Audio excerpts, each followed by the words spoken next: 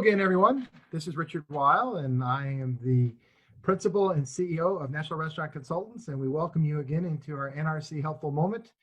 And I'm happy to, of course, say hello to Mr. Brian Devine, President of Top Line Management and Cafe Fuel. Brian, is this our 55th? Sixth. 56th NRC Helpful Moment. 56th Yes, Helpful Moment. And today our special guest is Mr. Larry Brown, all the way from Plymouth, Michigan, which is, of course, is a suburb of the Detroit, Michigan area. And Larry is the president of Affinity Group, division president for the Central Division.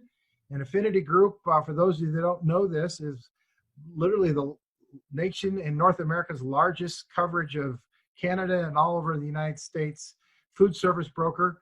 And Larry, I will tell you, I've known Larry a lot of years, more than we probably care to say, but Larry is an expert in the food service and hospitality industry, not just in terms of supply chain and working with major manufacturers, but he and his team, they really understand the food service and hospitality business. So Larry, welcome in. We're glad to have you.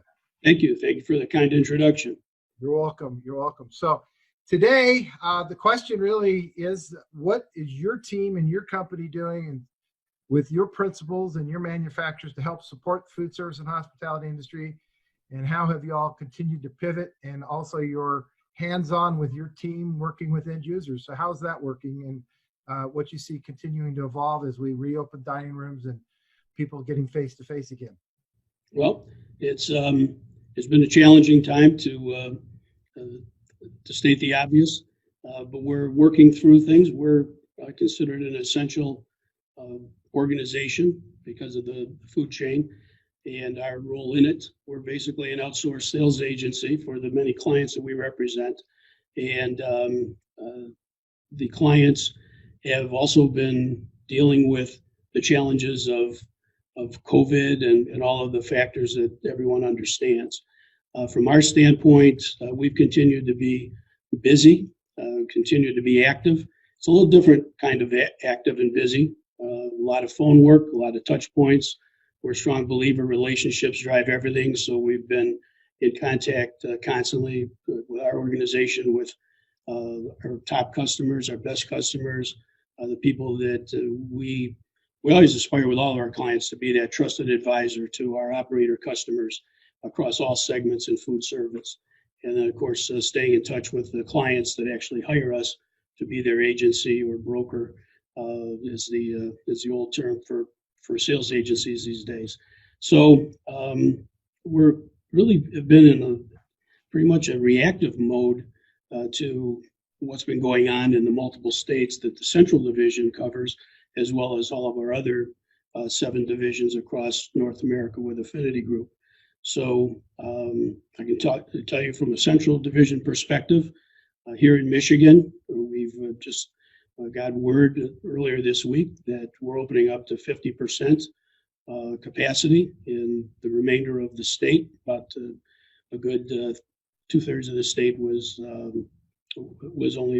not open, and so we're excited about that. It'll be interesting to see how that further develops. So when I talk about reaction to circumstances, an interesting side note is Ohio, which we border, and Indiana, which we border, 2 of our states. A lot of folks from Michigan have been driving across the border down to Indiana and Ohio and going out to dinner and engaging because they've been open before we have been. And some of our Michigan-based larger chain accounts, for example, that have businesses in those other states have said that business has been great.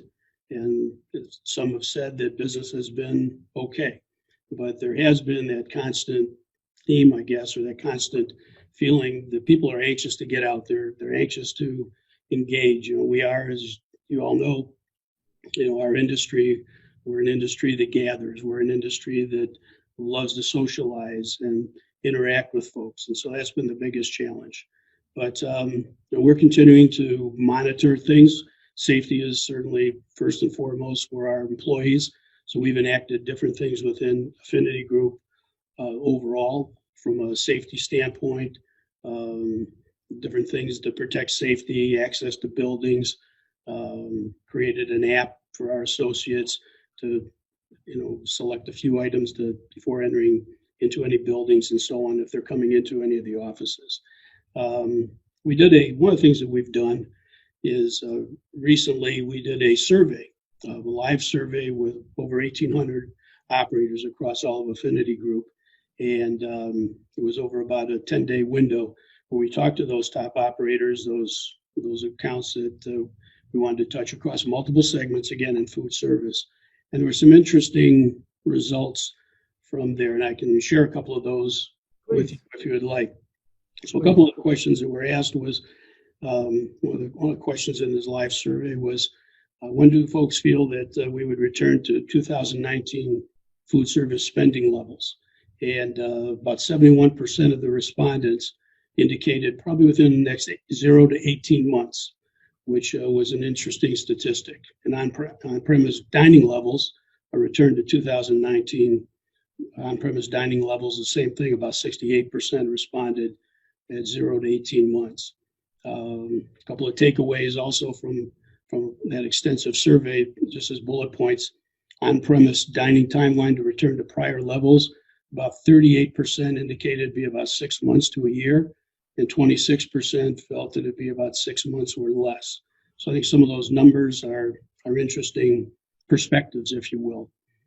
Delivery, curbside, and takeout, feeling was by 81% that it agreed that curbside is here to stay and it'll continue to grow, could be potentially up to 50% of sales. From our perspective, a couple of other sections of that survey had to do with interactions with operators and distributors. A couple of those takeaways is that it'll be more selective regarding in-person meetings and trainings. And a good call out was that those meetings, while folks are receptive to having those, this goes back to what I said about being that trusted advisor with our customers, and we aspire to be with all of them, is that those meetings have to be as such that they would add value. So the old days, if you will, or the old model of stopping by, chatting it up, talking about some things, the operators and distributors not only won't have time for that, they're still in survival mode, but they also want to make sure that if there are going to be meeting, that it has to be bringing value. Another dynamic within our side of the industry, we're very active with a lot of distributor shows. And I know in different parts of the country, there's a high amount of those shows that continue to go on. Other markets, maybe not as many, but all distributor shows I think are going to be changing. Probably more virtual throughout the last few months. A number of our distributors have canceled their physical show, but have still done virtual shows. And another takeaway from that survey was that about 40% of the people, the operators, indicated that about 40% of them that would continue to influence their purchasing decisions, virtual shows as opposed to live in-person shows. And again, we're staying in touch with our customers, staying in tune with them from the standpoint of commercial operators and business practices. We asked about bullet points such as menus and concerns and purchasing and so on and so forth. The majority of people that responded, it was a little bit surprising to me, felt that as it comes to menus that there would be some simplifications, but mostly would be status quo.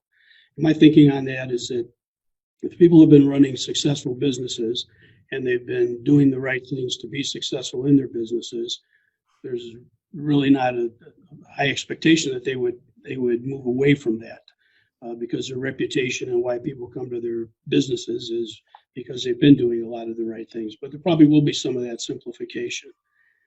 Big concern with operators, of course, is around seating and capacity restrictions, and then what they have to do to comply with all of that. Again, I know I'm stating a number of things that are probably obvious, but those are some of the things that were voiced. Purchasing, which obviously from our standpoint is an important component of what we do and what our clients do. About 82% indicated they would expect to continue normal operating and purchasing processes as far as securing product. Supply chain right now is a challenge. There's a number of, we represent a number of different protein companies, and some of those companies just as a symptom of what we're all going through, no other real reason, is that operators are going to have to adapt and be flexible. Again, it goes back to maybe menu application, taking one item, doing multiple things. So, that's a real live concern that we address all the time. And nobody wants to not ship anything. So, it can be a challenge. E-commerce, of course, will continue to be an alternative source. We believe, and there was a part of that response in that survey. And then, of course, sanitation and safety is utmost priority. So I guess that's maybe a handful of talking points. Long answer to your question, but hopefully I touched on a few things that are maybe noteworthy. Well, that's what I was looking for, is to find out what really, I think, one of the leading food service companies with representing so many great principals and manufacturers.